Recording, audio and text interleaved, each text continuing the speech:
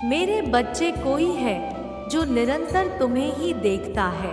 केवल दिव्य आत्माओं के पास आज का संदेश पहुंच पाएगा, क्योंकि इस संदेश के हकदार केवल और केवल वही है।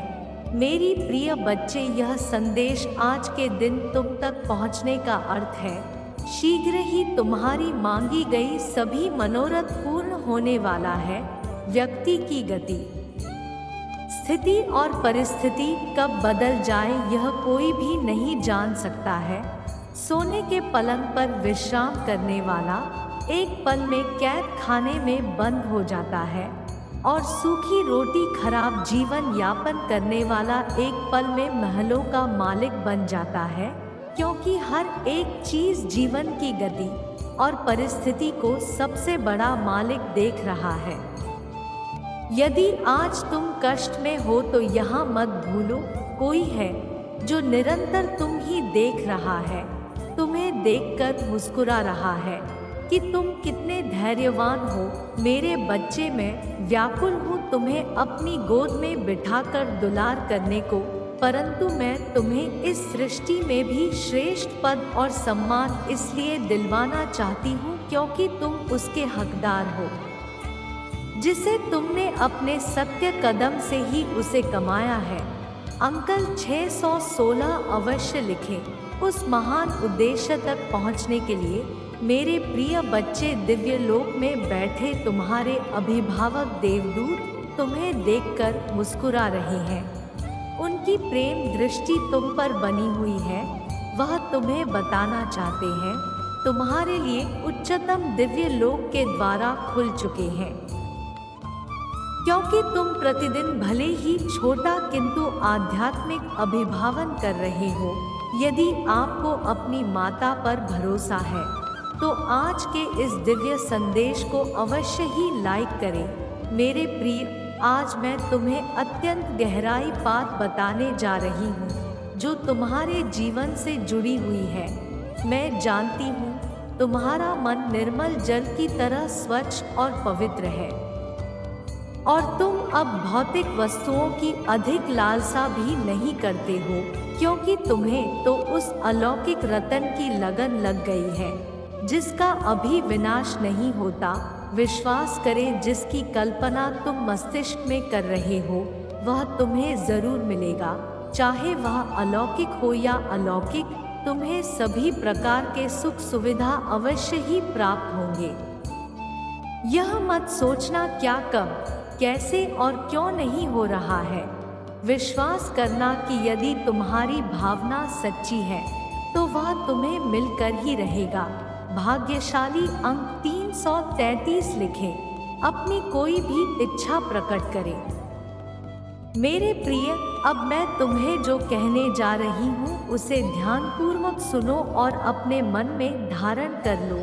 मेरे बच्चे मेरे अधिक प्रेमी बच्चे होते हैं। वह उन्हें इस सृष्टि में कभी भेजते हैं जब उनका कोई विशेष कार्य होता है जिसके द्वारा मैं अपना कार्य करवाना चाहती हूँ, और सारा श्रेय उन्हें ही देना चाहते हैं। जैसे एक माता अपने बच्चे के साथ बैठकर उसका हाथ पकड़कर उससे चित्रकारी करवाती है और फिर सारा श्रेय उसे देकर प्रसन्न हो जाती है कि यहाँ मेरे बालक ने ही तो किया है। ऐसे ही ईश्वर रूपी माता अपने प्रिय संतानों के जगत के महत्वपूर्ण कार्य हाथ में पकड़ाकर और फिर सारा श्रेय उन्हें ही दे देती है। मेरे प्रिय, तुम वही संतान हो, तुम चुने गए हो, किंतु सामाजिक दृष्टि में ऐसे लोग साधारण से भी अधिक साधारण दिखाई पड़ते हैं, क्योंकि ऐसे लोगों के जीवन में सर्वप्रथम इतने कष्ट और वित्तीय आती है कि उन्हें स्वयं लगता है कि वह दुर्भाग्य को लेकर ही पैदा हुए हैं। संपूर्ण समाज उन्हें गरीब और हीन समझ लेता है। ऐसा करके भी मैं तुम्हें यह दिखाना चाहती हूँ कौन वास्तव में तुम्हारा अपना मित्र है और कौन शत्रु है। वह कौन है जो केवल धन या ज्ञान के कारण तुम्हारे साथ रहता है और कौन है जो सच में तुमसे प्रेम करता है? फिर कुछ ऐसा होता है कि उस व्यक्ति का जीवन पल भर में ही बदल जाता है। मेरे बच्चे, मैं एक ऐसा चमत्कार करती हूँ कि वह फर्श से सीधे अर्श तक पहुँच जाता है और लोग कहते रह जाते हैं, अंधेरे में पड़ने वाली कैसे अधिकारी बन गया है, भूखे पेट सोने वाला आज ही कैसे दूसरे को खिलाने वाला बन गया है, सफलता को तेजी से आकर्षित करने वाला भाग्यशाली अंक 1176 लिखें और कहें, मैं अपने आशीर्वाद के लिए तैयार हूँ, तैयार हूँ, तैयार हूँ। मेरे प्रिय बच्चे, हीरे की पहचान तो कोयले की खान में ही होती है। सूर्य का महत्व वही जनता है जिसने अंधकार को देखा होता है। तुम्हें जो धन्य का अभाव, शारीरिक कष्ट या मानसिक कष्ट मिले हैं, उसका केवल यही एक कारण है, ईश्वर का सच्चा मार्गदर्शन आप तक सही समय पर पहुंच सके। इसीलिए इस चैनल को सब्सक्राइब कर ले। तुम्हारे वास्तविक माता तुम्हें हर तरह से मजबूत और स्थिर करके दुनिया को यह दिखाना चाहती हूँ कि तुम सूर्य हो। कोई यह नहीं कह सके कि तुम पर मैं कोई उपकार कर रहा हूँ, बल्कि तुम सबसे कह सको तुम इसके हकदार हो। यदि अब तुम्हें अपने सभी प्रश्नों के उत्तर मिल गए तो अपने मुख पर एक सुंदर, एक मीठी सी मुस्कान जल्दी से जल्दी लेकर आओ, क्योंकि तुम्हारी गति और परिस्थिति घूमने की चाबी तुम्हारी माता के ही हाथ में है, जो जानती है उस चाबी को लगाने का सर्वश्रेष्ठ समय क्या है। इसीलिए अपनी चिंता छोड़ो और मुस्कुराओ, क्योंकि तुम्हारी एक मुस्कुराहट तुम्हारे आसपास बैठे लोगों को उत्साहित कर सकती है। तुम्हारा आभामंडल तुम्हारे घर के वातावरण को शुद्ध कर सकता है।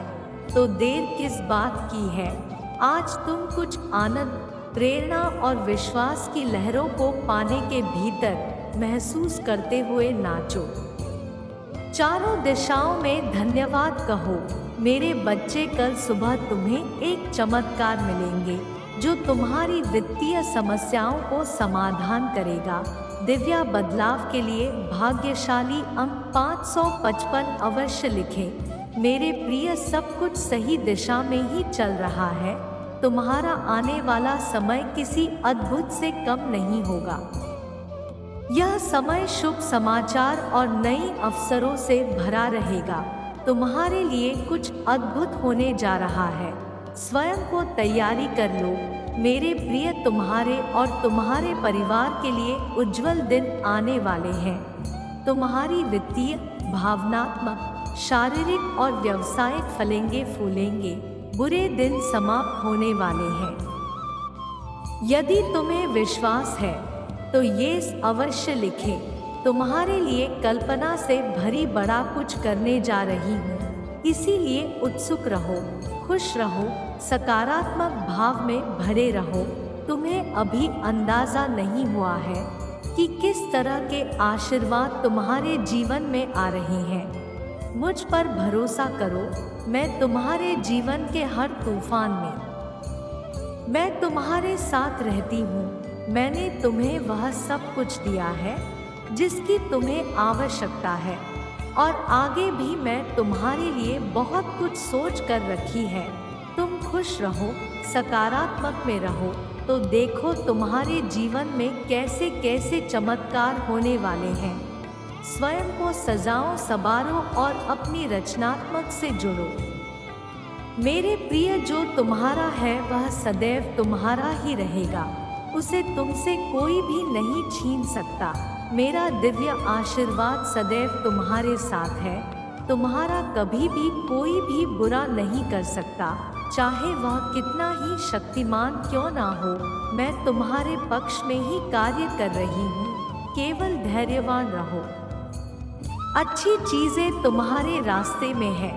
अपनी सभी इच्छाओं को पूर्ण करने के लिए भाग्यशाली अंक 8888 अवश्य ही लिखें। मेरे बच्चे, तुमने अपने जीवन में अच्छे बुरे बहुत से परेशानियों को देखा है, परंतु कुछ परिस्थितियों में तुम बिना कोई दोष किए ही दोषी आरोपित हो जाते हो। तो कुछ परिस्थितियों में यदि तुम किसी का भला करने जाते हो तो उल्टा तुम्हारे साथ ही बुरा व्यवहार करते हैं और तुम्हारी हंसी उड़ाते हैं, जिसके कारण तुम्हारे मानसिक स्थिति में परिवर्तन आ जाता है और तुम क्रोधित होकर दूसरों की भलाई करने की इच्छा त्यागने का विचार करने लगते हो। किंतु मेरे बच्चे, यदि जगत में हर व्यक्ति एक तरह की सोच रखने लगेगा, यदि हर कोई बुराई से डरकर अपने अंदर की अच्छाई को मार देगा, तो वास्तव में हमारे जीने का उद्देश्य ही क्या रह जाएगा। मेरे बच्चे, एक बात सदैव स्मरण रखना, किसी भी डर के कारण या किसी के गलत बातों के कारण तुम्हें अपनी अच्छाई को नहीं त्यागना है, क्योंकि ईश्वर सदैव उनके हृदय में वास करते हैं जिनके विचार और व्यवहार में सच्चाई का वास होता है। मेरे बच्चे, तुम्हें अपनी अच्छाई को नहीं त्यागनी है, क्योंकि तुम तो वह हो जो परिणाम का विचार ना करते हुए सदा सहायता का हाथ बढ़ाते हैं। मेरे बच्चे, तुम्हारा कल सर्वोत्तम है, इसलिए तुम्हें कभी किसी भी बातों का ध्यान ना करते हुए केवल एक विचार करना है कि तुम्हारे हर एक कर्म किसी दूसरे से पहले ईश्वर देखते हैं और वह तुम्हें तुमसे भी अधिक जानते हैं। तुमने किस दिन कौन से कार्य किए हो और उस कर्म का उचित फल समय आने पर तुम्हें अवश्य ही प्राप्त होगा। मैं तुम्हें जो बताती हूँ उन पर ध्यान दिया करो, क्योंकि मैं तुम्हें तुम्हारे बारे में बताती हूँ। अपने बारे में यह बात जानते हो कि तुम कौन हो। मेरे बच्चे, क्या तुम जानते हो तुम्हारा वास्तविक लक्ष्य क्या है? अब जो मैं तुम्हें बताने जा रही हूँ उसे ध्यान से समझने का प्रयास करना। मेरे बच्चे, ब्रह्मांड की सभी जीवों की उत्पत्ति मुझसे ही हुई है। जब तुम अपना मूल उद्देश्य समझ जाओगे और जब तुम अपना कर्म चक्र पूरा कर लोगे, उसके बाद सभी आत्माओं को मुझ में ही विलीन होना है। सभी आत्माओं का केवल एक ही लक्ष्य है, परम तत्व के सत्य को जानना। परंतु मेरे बच्चे, मैं बहुत दुखी हूँ। मेरे सभी बच्चे संसारी चकाचौंध में आकर अपने लक्ष्य से भटक गए हैं। मैं जानती हूँ इसके दोष तुम्हारा नहीं है। तुम्हें अपना चक्र भी पूरा करना है, जिस कारण तुम अपने कर्म चक्र में बंधे हुए हो। परंतु तुम्हें यह जानना बेहद आवश्यक है, तुम्हारे द्वारा किए गए पूर्व अच्छे कर्म तुम्हें अच्छे फल देंगे। वहीं दूसरी ओर यदि तुम बुरे कर्म करोगे तो वह बुरे कर्म तुम्हें दुख देंगे। यह कर्मफल सभी जीवों को स्वयं भोगना पड़ता है। इसमें मैं स्वयं तुम्हारी कोई भी सहायता नहीं कर सकती। किंतु मेरे बच्चे, एक बहुत ही प्रसन्नता की बात है, तुम अपनी चेतना के वास्तविक लक्ष्य को जानने की ओर बढ़ रहे हो। आखिर कब तक इस लोक में भटकते रहोगे, जन्म मृत्यु के चक्र में? मेरे बच्चे, परमानंद तो मेरे गोद में है, मुझ में से अनंत प्रसन्नता व्याप्त होती है। मेरे बच्चे, तुम इसी पृथ्वी लोक पर रहते हुए भी उस परम आनंद का कुछ अंश महसूस कर सकते हो। अब तुम्हें भक्ति के मार्ग पर चलना होगा।